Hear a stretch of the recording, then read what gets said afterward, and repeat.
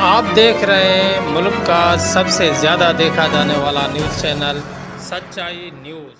Doctor जी court नामंजूर नामंजूर नामंजूर डॉक्टर जी कोर्ट नामंजूर नामंजूर डॉक्टर कोर्ट नामंजूर नामंजूर। नाज़रीन मदई जी खां इलाही बख़्श भुट्टो जी रिपोर्ट शामिल कंदा हलूं त मदई जी अस्पताल में डॉक्टरनि जी खोट खिलाफ़ GDA शहीद भुट्टो ऐं सिविल सोसाइटी जे सॾ ते मदई जी अस्पताल जी गेट आॾो एहतिजाजी मुज़ाहिरो कयो वियो।